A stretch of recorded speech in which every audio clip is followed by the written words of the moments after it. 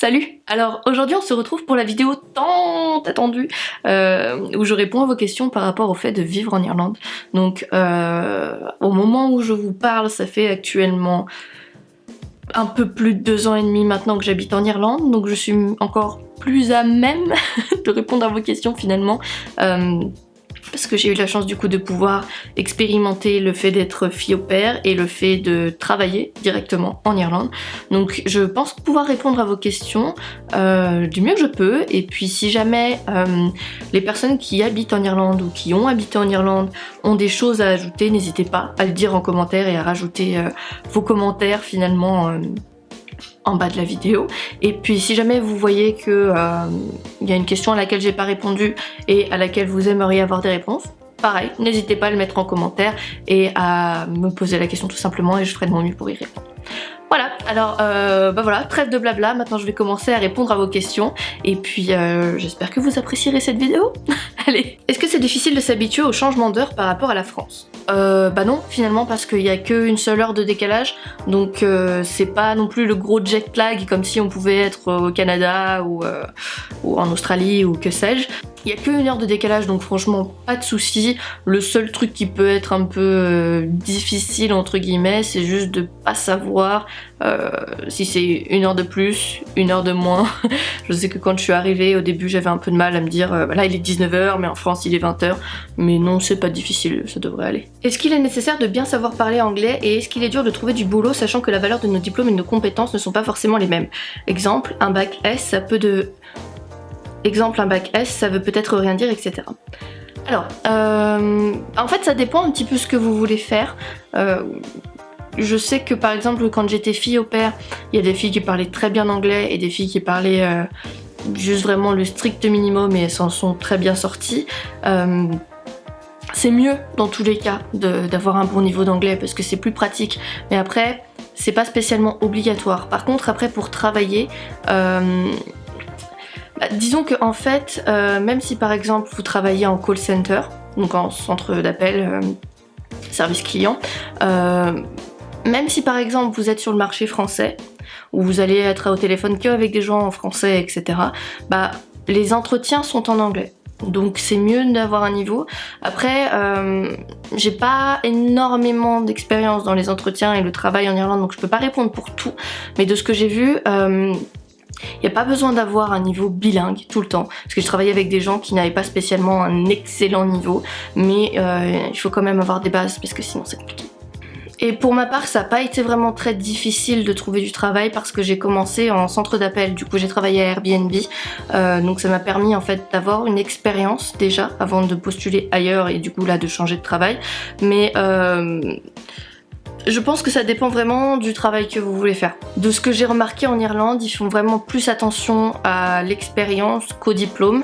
Donc si par exemple vous n'avez pas le diplôme qui correspond spécialement au travail mais que vous avez l'expérience qui y correspond, ils vont plus se pencher sur votre expérience. Voilà. Après forcément si c'est des métiers comme médecin, avocat, etc. là oui, il va falloir le diplôme, il va falloir une formation, mais pour la plupart, par exemple, j'ai travaillé à Airbnb, j'ai pas eu besoin d'avoir un diplôme de guide touristique ou d'agence voyage, etc. Donc, ça dépend, je pense, vraiment du travail que vous voulez faire. Comment tu fais pour t'intégrer dans un pays étranger, vu que même si tu parles super bien la langue du pays, ça doit pas être facile? Alors, personnellement, je trouve que l'Irlande n'est pas si différent que la France, donc ça n'a pas été trop compliqué. Je pense que vraiment ça va dépendre des gens qui s'adaptent plus ou moins bien à un nouvel environnement. Il n'y a pas eu une énorme différence culturelle, donc je pense que pour quelqu'un qui, par exemple, s'expatrie au Japon ou dans des pays où vraiment la différence culturelle est beaucoup plus présente, si je puis dire, ça sera peut-être un peu plus compliqué, mais pour l'Irlande en tout cas, personnellement, j'ai pas eu de soucis. Et ce qui m'a permis vraiment de m'intégrer et de me faire mes racines, mes bases ici, c'est vraiment les gens avec qui j'étais quand je suis arrivée. Donc quand j'étais fille au pair par exemple, il y avait un groupe de filles au pair du quartier.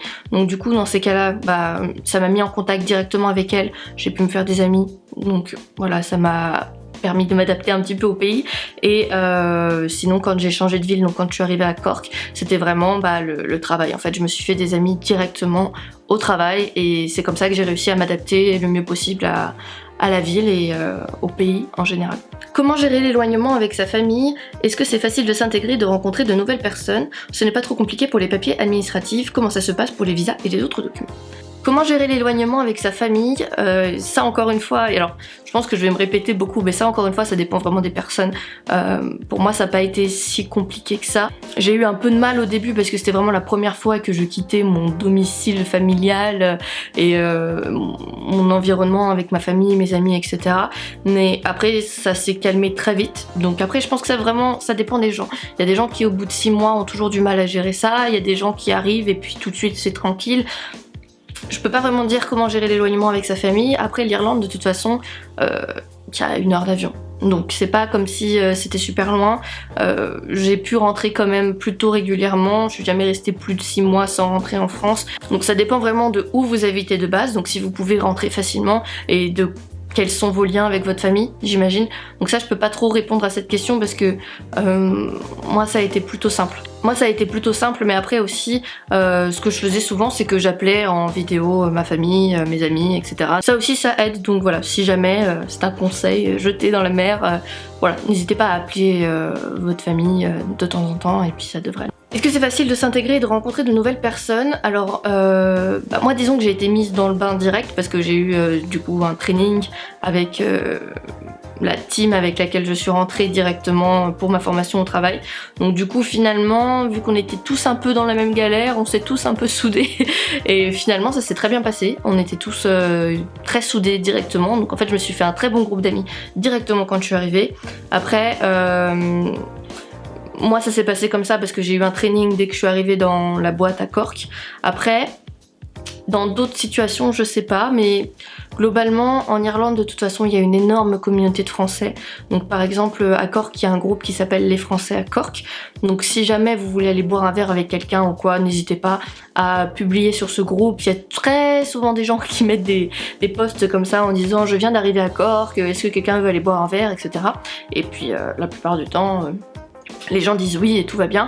Donc voilà, il y a la même à Dublin, je crois, et probablement la même vers Galway. Donc voilà, n'hésitez pas à vous rajouter dans des groupes comme ça, les Français à Cork, les Français à Dublin, etc. Que vous soyez en Irlande ou pas d'ailleurs, parce que je pense que dans d'autres pays il doit y avoir des trucs comme ça. Les Français au Québec, les Français au Pérou, je sais pas, les Français n'importe où. Il y a très souvent des groupes comme ça, donc n'hésitez pas, si vous voulez vous intégrer un peu plus dans le pays et faire des connaissances, à rejoindre des groupes comme ça. Alors pour les papiers administratifs et les visas, moi j'ai pas eu besoin de visa parce que du coup je suis française, donc il n'y a pas eu besoin de visa, finalement juste la carte d'identité suffisait. Après les papiers administratifs, on doit faire un papier qui s'appelle le PPS number.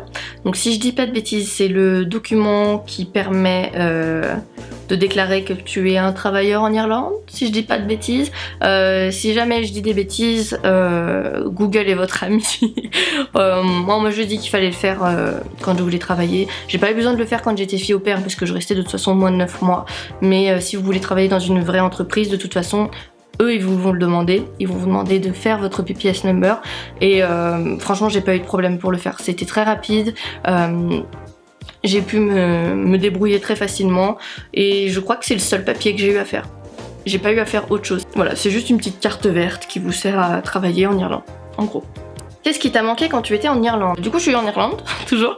Ce qui me manquait au début c'était le fromage, parce que c'était très dur de trouver du bon fromage. Ouais, vraiment le fromage, mais je crois que c'est tout.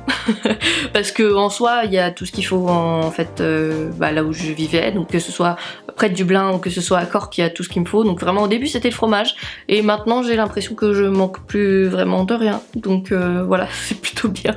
Raconte-nous ton parcours, pourquoi tu es partie plus tôt, tu habites avec qui, tu fais quoi comme métier, comment tu as fait pour t'y installer, tu habitais où avant, pourquoi tu as quitté ta ville d'origine. Alors, ça fait beaucoup de questions, mais je vais répondre à toutes.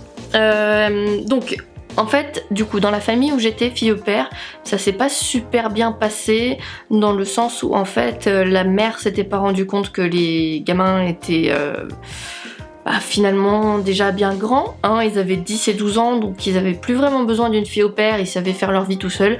Donc en fait, ça allait très bien au tout début. Et puis finalement, au fil des mois, on s'est rendu compte qu'en fait, ils avaient pas besoin de moi. Parce que ce que je faisais, c'est que je passais l'aspirateur que en bas, donc même pas en haut, parce que c'était une maison, donc il y avait 2 étages. Je passais l'aspirateur que en bas, je promenais les chiens le matin. J'étais censée réveiller les gamins le matin et être sûre qu'ils prennent bien leur petit déj, mais ils faisaient ça tout seuls, donc finalement je servais à rien. Et voilà, j'attendais qu'ils reviennent de l'école, parce que la plupart du temps j'avais même pas à aller les chercher, et je devais rester assis à côté d'eux pendant qu'ils faisaient leurs devoirs. Ils avaient pas besoin de moi pour que je les aide, donc finalement, encore une fois, je servais à rien.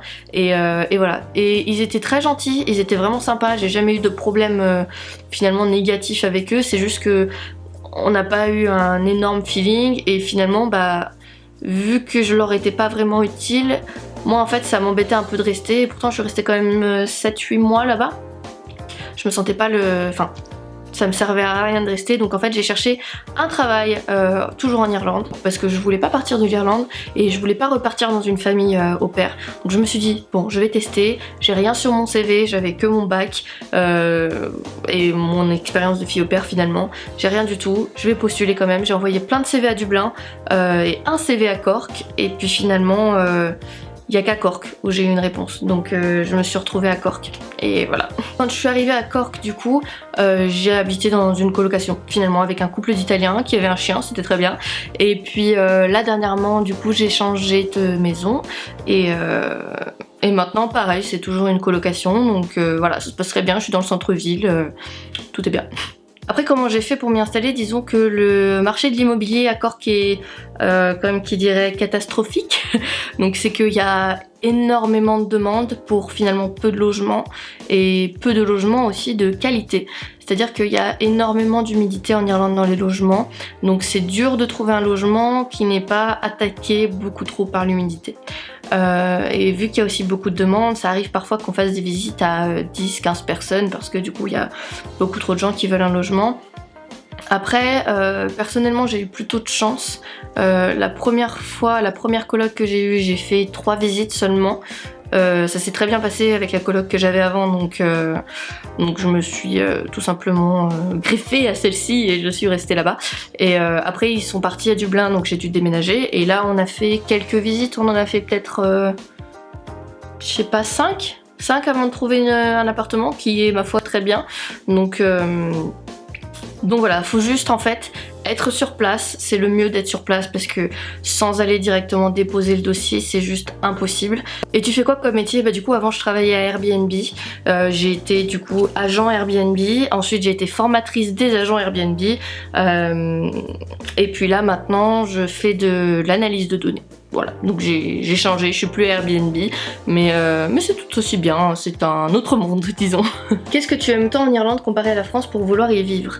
Ce que j'aime beaucoup avec l'Irlande, c'est que on s'y sent safe, en fait. Disons qu'en France, par exemple, je sais que plusieurs fois, j'avais peur de rentrer seule le soir, même de me balader seule dans la ville, etc. Alors que ici, on peut se balader seule à 2h du matin en sortie de boîte et rentrer chez soi sans aucun problème. Et avec personne qui te suit et personne qui t'embête, et tout est bon. Et ça, vraiment, ça a fait peser la balance, et aussi le fait qu'en fait les gens soient très gentils. En fait, les Irlandais sont très gentils, et je sais pas, j'aime juste bien la vibe de l'Irlande. Voilà, je sais pas si je vais y rester toute ma vie, je pense pas, parce que j'ai envie d'aller voir d'autres pays, etc. Et ça fait un moment que je suis là déjà, mais j'aime vraiment la vibe de l'Irlande, j'aime les gens ici. Et voilà, même s'il y a quelques problèmes, voilà, les transports sont compliqués, etc. parfois, voilà, j'aime juste l'ambiance de la ville, les gens sont gentils, et même les expatriés, finalement, j'ai l'impression que, vu qu'on est tous expatriés, on est tous un petit peu dans le même délire, donc finalement, tout se passe bien, enfin pratiquement tout se passe bien avec tout le monde, donc voilà. C'est peut-être la même chose dans d'autres pays, mais en tout cas, pour l'instant, c'est que l'Irlande que j'ai testé, et c'est ce que j'en ai ressenti, donc Voilà, j'espère avoir répondu à ta question. Beaucoup de blabla finalement pour dire une seule chose, mais c'est vraiment les gens qui m'ont donné envie de rester, je pense, plus que le reste. Le fait que tu puisses te sentir safe à n'importe quelle heure de la journée. Comment fais-tu pour ne pas avoir peur? Je veux dire, c'est toujours un peu flippant d'arriver dans un nouvel endroit inconnu, surtout quand on est tout seul. Comment as-tu pris tes marques? Tu te sens en sécurité dans cette ville? Les Irlandais sont-ils mimi avec toi? Alors, comment je fais pour ne pas avoir peur? Alors maintenant j'ai plus peur, mais quand je suis arrivée, je me chiais dessus, littéralement. Non, enfin non, pas littéralement, mais j'avais vraiment peur. Donc, en fait, je peux pas vraiment donner de conseils pour ne pas avoir peur parce que j'avais peur quand je suis arrivée. En plus, j'étais dans un moment de ma vie où ça allait vraiment pas du tout. J'étais anxieuse au plus haut point de absolument tout, en fait, finalement. Et je me suis juste dit, en fait, écoute, c'est quoi? Tu peux pas rester là. Comme je le dis dans ma vidéo, la vidéo du coup, pourquoi j'ai quitté la France, c'était en fait, soit tu restes et tu meurs, soit tu te casses et tu as une chance d'aller mieux. Et en fait, c'est ça qui m'a fait me lever et me dire, on y va, on se casse, on y va. Et j'avais peur de fou, mais une fois qu'on y est, on se dit bah voilà, maintenant qu'on y est, il n'y a plus qu'à. Ça calme un peu la peur et finalement je pense que le fait d'avoir été fille au père, ça m'a aidé dans le sens où j'étais dans une famille. Donc il y avait des adultes, des parents qui connaissaient déjà toute l'Irlande, donc j'étais pas vraiment livrée à moi-même en fait. C'est un peu comme si j'avais eu toutes les règles de l'Irlande livrées sur un plateau d'argent et qu'on me disait bah voilà, c'est comme ça que ça marche, et puis qu'une fois que t'es prête, bah tu t'en vas et là tu vis toute seule. Donc je pense que ça a bien aidé, et pour les gens qui ont vraiment peur de changer de pays, si jamais vous en avez la possibilité, pourquoi pas directement essayer d'être fille au père ou garçon au père, selon les personnes finalement. Ça peut être un bon pied à terre. Comment j'ai pris mes marques? Je pense que du coup j'ai répondu un petit peu à la question avant. C'est vraiment force d'habitude et force de commencer à faire des connaissances en fait, tout simplement. Donc à force de se balader, de poser des questions, de rencontrer de nouvelles personnes, tu commences à comprendre comment ça marche, et finalement c'est comme ça que tu t'adaptes. Est-ce que je me sens en sécurité dans cette ville? Alors comme je l'ai dit juste avant, totalement. Je me suis jamais sentie autant en sécurité dans une ville que dans celle-ci.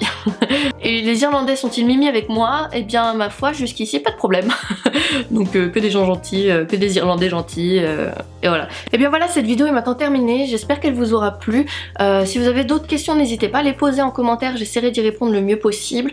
Je sais qu'on m'a posé aussi beaucoup de questions sur pourquoi je suis partie de la France et pourquoi je suis partie en Irlande. N'hésitez pas du coup à aller regarder la petite vidéo que je vous mettrai juste ici dans le petit i, ou juste sur ma chaîne, qui s'appelle Pourquoi j'ai quitté la France. Il y a toutes les réponses à vos questions là-dedans. N'hésitez pas à aller regarder cette vidéo en complément du coup de celle-ci. Et voilà, je crois que c'est tout. N'hésitez pas à vous abonner, laisser un pouce bleu, un commentaire, tout ce que vous voulez.